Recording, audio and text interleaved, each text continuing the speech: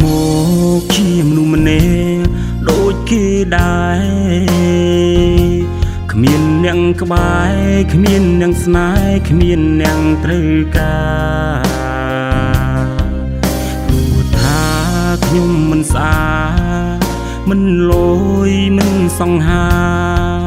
មិនមានលុយឡានវិឡាដូចជាគេ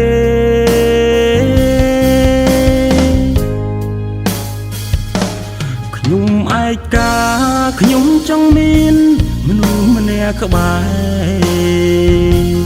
តើមានទេមនុស្សដែលស្នេហ៍ខ្ញុំជាខ្ញុំឯកាមានអ្នកណាខ្លាំងយល់ពីអារម្មណ៍ពេលនេះខ្ញុំក្រៀមក្រំខ្លាំងណាស់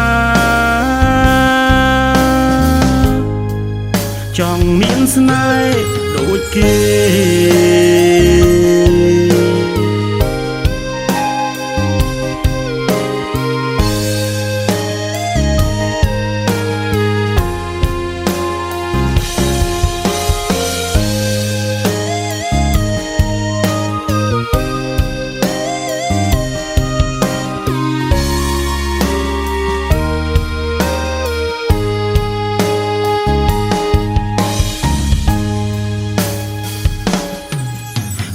ម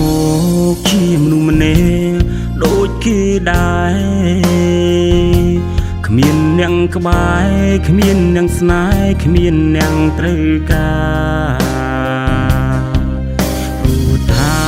ខ្ញុំមិនស្អាតមិនលយមិនសង្ហាមិនមានលុយឡានវិឡា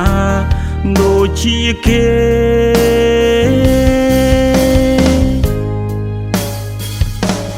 ខ្ញុំឯកា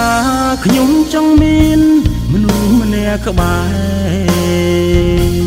តើមានទេមនុស្សដែលស្នេហ៍ខ្ញុំជាខ្ញុំឯកាមានអ្នកណាខ្លាំងយល់ពីអារម្មណ៍ពេលនេះខ្ញុំក្រៀមក្រំខ្លាំងណា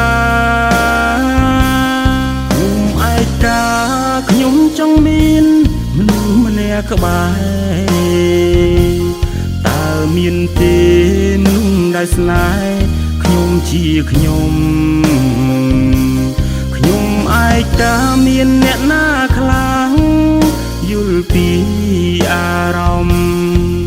ពេលនេះខ្ញុំក្រៀមក្រំខ្លាំងណាស់ចង់មានស្នេហ៍ដូចគេ